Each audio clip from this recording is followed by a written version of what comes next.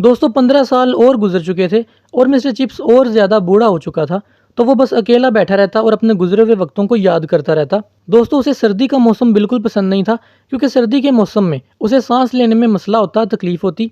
लेकिन वो गर्मी को बहुत ज़्यादा इंजॉय करता था, क्योंकि गर्मी में एक तो उसकी सेहत ठीक रहती और दूसरा हर वीकेंड पे उससे लोग मिलने आए रहते जो पहले उससे पढ़कर गए थे। मिस्टर चिप्स को ये चीज़ सबसे ज़्यादा अच्छी लगती थी जब उसके पास से पढ़कर गए हुए स्टूडेंट्स वापस आते थे उससे मिलने।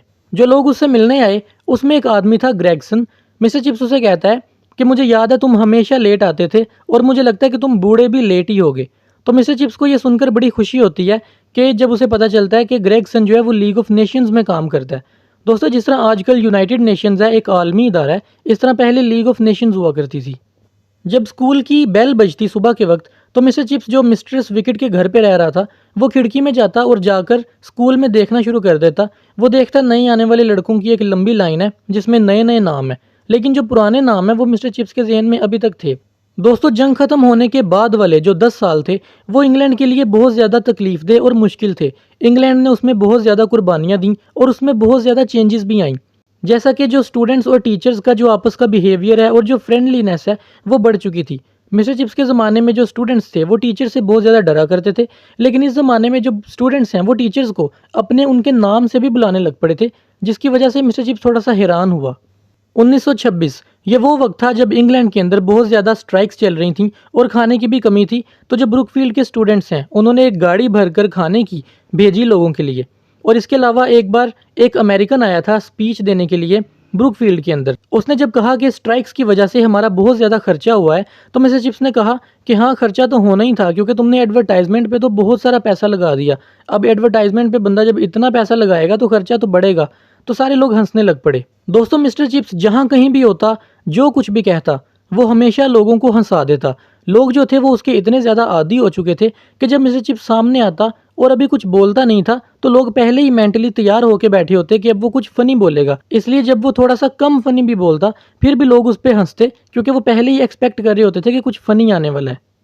1929 के बाद मिस्टर चिप्स ज़्यादातर मिस्ट्रेस विकेट के घर पे रहता था और उसके अखराजात कोई इतने ज़्यादा नहीं थे, लेकिन जो उसकी पेंशन आती थी वो उसके लिए उसकी ज़रूरत से भी ज़्यादा थी। तो जो एक्स्ट्रा पैसा होता वो अलग अलग जगहों पे डोनेट कर देता और जो अलग अलग स्कूल्स मिशन चलाते हैं यानी गरीबों की जो मदद करते हैं वहाँ पर भी पैसा देता। और इसके अलावा मिस्ट्रेस विकेट की भी हेल्प करता रहता। लोग उसे हमेशा बहुत सारे सवाल पूछते थे। जब भी कोई भी बंदा या कोई भी बच्चा उससे मिलता तो वो अलग अलग तरीके के सवाल पूछते। वो इस तरह ट्रीट करते जैसे मिस्टर चिप्स कोई प्रॉफिट है या कोई इंसाइक्लोपीडिया है जिसे हर सवाल का जवाब पता है। लोग उससे हर तरह की फील्ड से रिलेटेड सवाल पूछते, अपने मुल्क के बारे में, अलग अलग लोगों के बारे में हर तरह के सवाल पूछते। और जो नए आने वाले लड़के हैं वो मिस्टर चिप्स से बात करना चाहते थे तो उन्हें समझ नहीं आता था क्या बात करें, तो वो फिर जाकर अजीब अजीब से सवाल पूछते। जैसे कि कोई बच्चा उसे पूछता है कि सर क्या आप सिनेमा में गए हैं जो पास ही है, वो बहुत अच्छा सिनेमा बनाया है, वहाँ पर वर्लिट्जर भी है। अब मिस्टर चिप्स कहता है कि ये वर्लिट्जर क्या है, तो उस बच्चे ने बताया कि ये एक म्यूजिकल इंस्ट्रूमेंट है जो सिनेमा में यूज़ किया जाता है। तो मिस्टर चिप्स कहता है अच्छा, मुझे लगा ये शायद कोई खाने वाली चीज़ है। तो वो बच्चा हंस पड़ा। ये एक नया जोक था उस बच्चे के लिए। अब इसके क्वेश्चन आंसर्स करते हैं। मैं सोल्ड क्वेश्चन स्क्रीन पे दिखाऊंगा, आप रोक कर या स्क्रीनशॉट लेकर आराम से पढ़ लें।